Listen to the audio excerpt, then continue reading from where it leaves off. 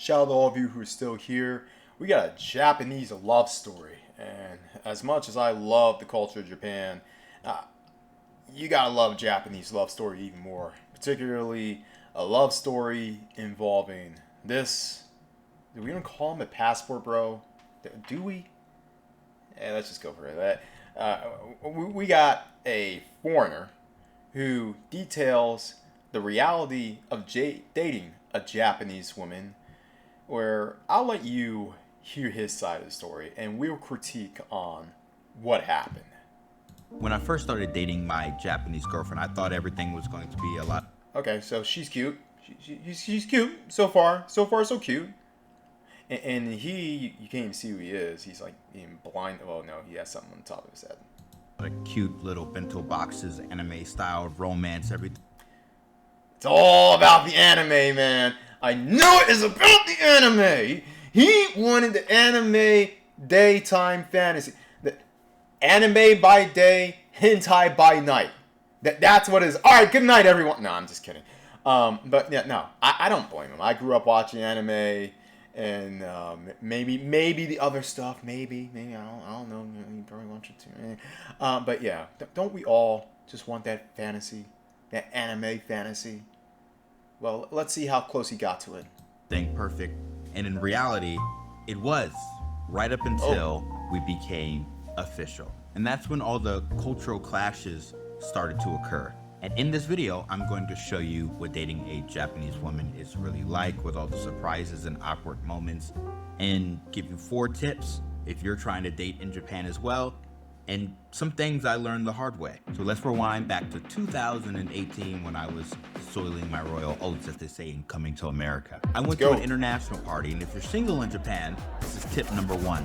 International parties are where Japanese girls and foreign guys go to meet and vice versa. Facts. I walked in and I was the only black guy, let alone black person in the room. My Japanese was horrible, but it's fine. In international parties, you're supposed to exchange languages. People are there to learn English, you're there to learn Japanese. I spotted a woman sitting on the couch. And I wonder if he animated this himself, had AI do it, or if this is from the actual anime.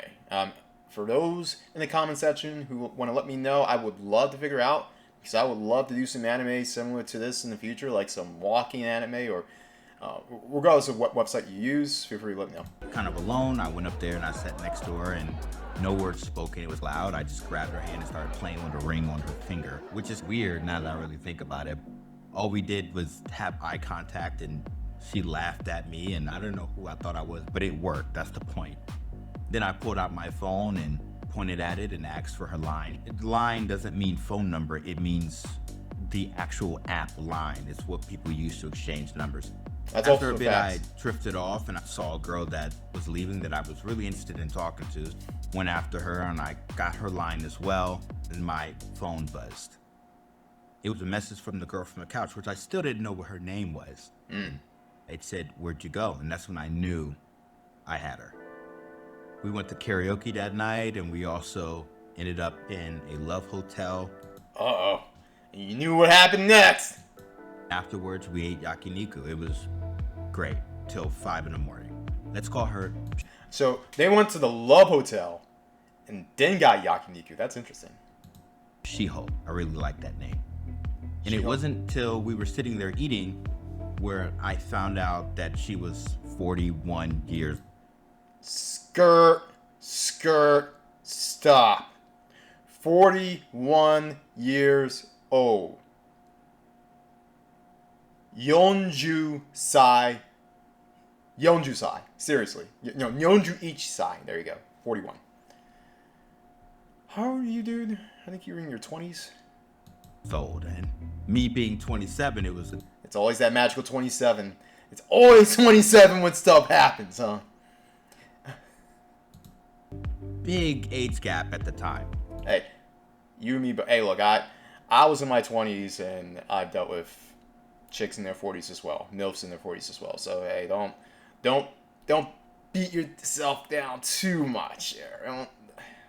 And I didn't believe her, and she gave me her ID, and it showed her age. It showed when she was born, and I was like, whoa, this woman is really 41 years old. That was a shock to me. And I asked her, like, why aren't you taken? And She looked at me and she said, Oh, bro. I hope you asked after you went to the hotel. If you just wanted a one-time experience with a J MILF, then I really hoped you asked afterwards. I hope this wasn't beforehand. I'm a really dark person. This goes to a lesson I had to learn the hard way, which is when someone tells you who they are, believe them. Believe it. So I ignored that comment and we went on a full honeymoon phase. I mean, everywhere. A mega kiss. What country are you in again, brother? What country are you in? You just fully ignored it and fully ignored all the other chicks you could have gone with? I know you came from the United States where you're told that you can only get, you, one, as a black man, and two, as an intellectual, articulate black man, can only get with the bottom of the bottom of the bottom of the bottom. So bottom you can't even see my hand. But this is a different country. This is a country where, one, intelligence is appreciated, where articulation is appreciated, even if you don't speak, well, speak the language, brother. That's the other thing you could have done better. And three, nerdiness and quirkiness, I should say, are appreciated. Hell, look at me. I'm not quirky enough for Japan.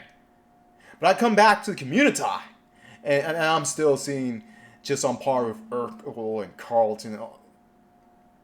This is why I stay in my place, brother. I stay in my place. I'm just saying. Anyway, you were in the perfect country to sow your wild oats, and you were doing so. So it isn't like this guy was just walking around with blue balls before. Let's see why he stuck around. Karaoke bars, my apartment. Everything felt perfect. She even had a 1998 Porsche 911. And one night she drove all the way from Tokyo to Ofuna just to take me out for a spin. But then came date number 4.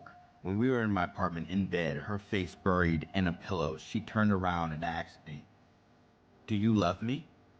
And I don't even remember what I said, but it definitely wasn't yes. And that kind of brings me to tip number 3. Japanese relationships start earlier than you think. Usually by date 3, the guy will officially ask the girl to be his girlfriend. It's called kokuhaku. It's like a confession that you give. So if you're not looking to be in a relationship by the 3rd date, don't go on a 3rd date. This is where things started to get weird. She told me, if we keep doing this, I'm going to get pregnant.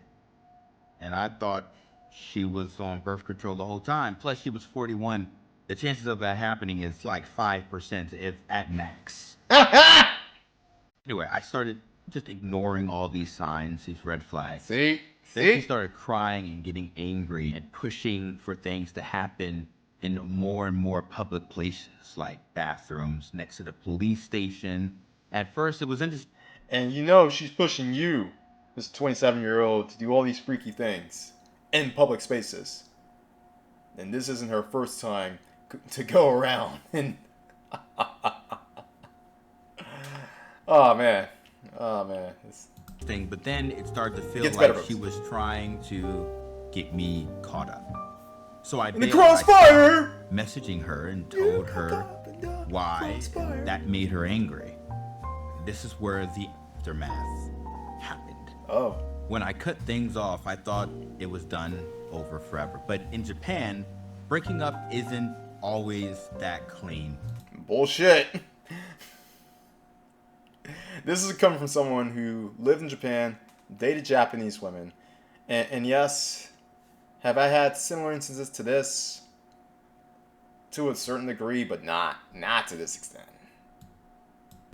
She kept messaging me online. Notifications kept popping up 2 a.m., 3 a.m. in the morning. Sometimes sweet, I miss you. Sometimes rage, you wasted my life. This is what happens when you, as a man, do not filter the kind of women you deal with.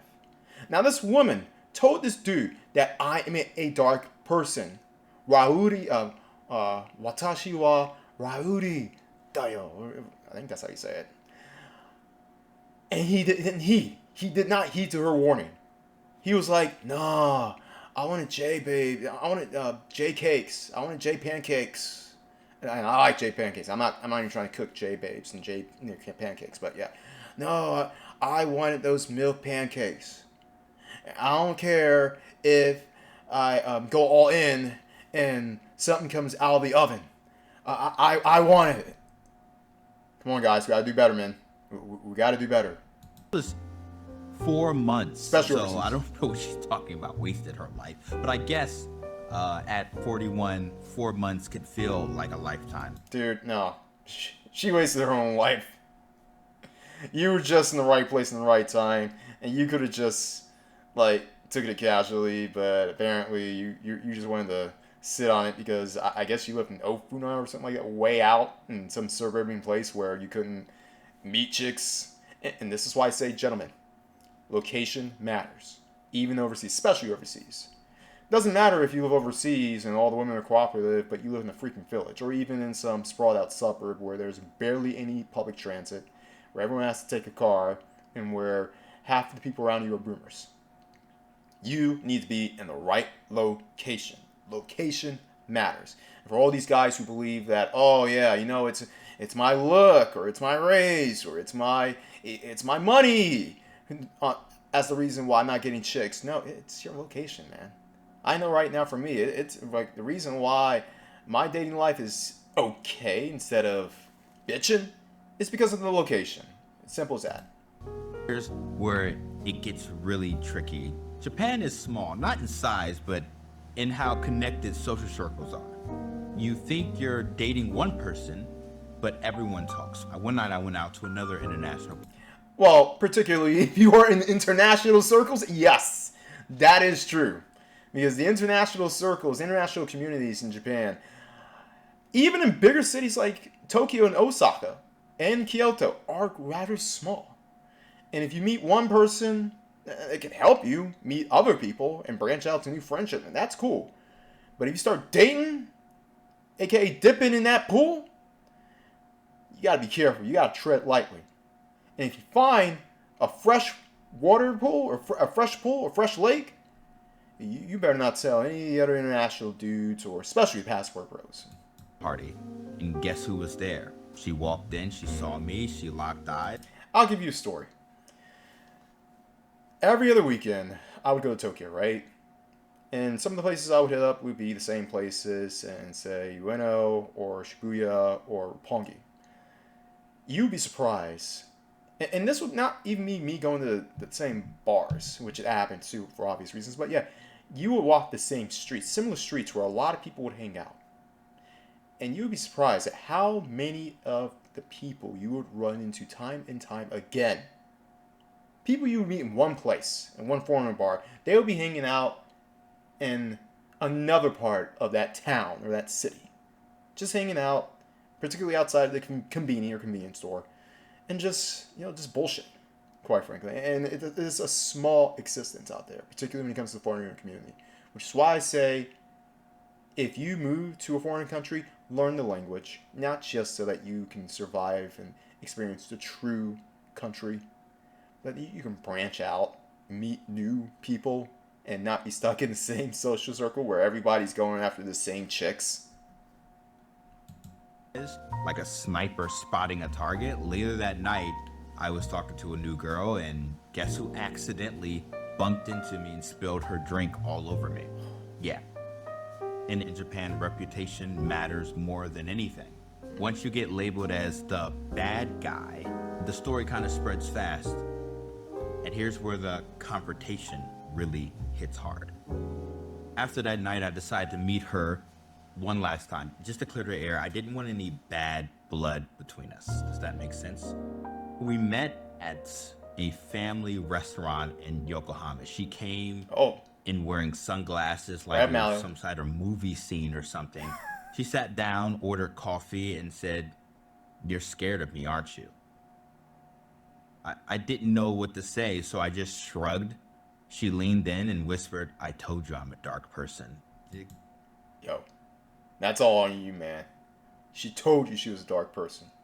She told you, and you still wanted to take the ride. You still wanted to take that train, thinking that you were the main man on that train. Well, you probably were, because trust me, if she had other dudes, yeah, she probably wouldn't end up spilling drinks on you in front of other chicks. Yeah. Got really weird. In Japanese, dark person, or yami, isn't just moody. It means Yummy. I've got demons, as I've discovered. And that's when I realized she wasn't lying. Things really peaked when she invited her friends to our get together. We were in a smoky izakaya.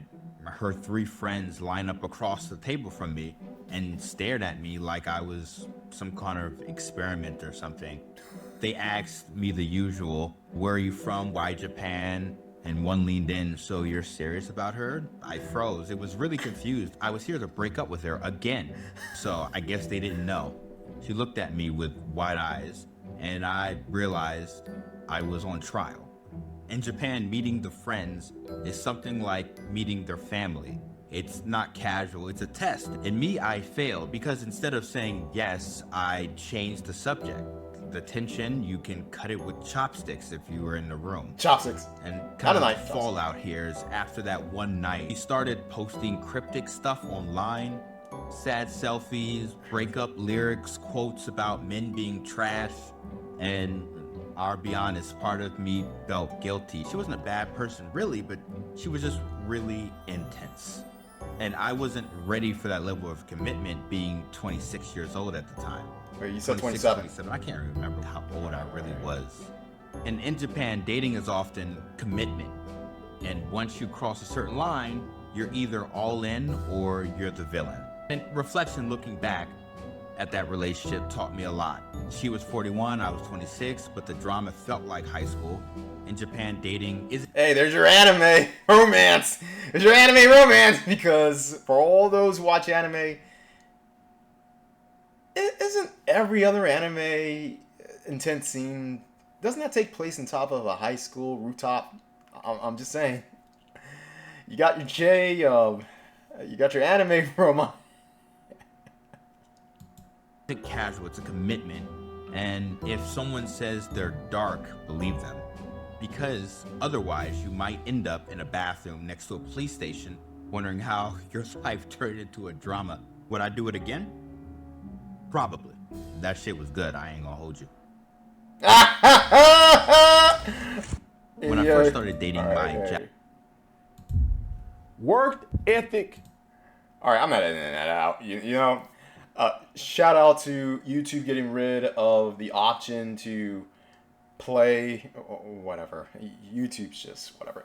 Anyway, for all of you out there who think that passport bros and that strategy of just sowing your wild oats wherever you go, and that it doesn't matter which country you're in.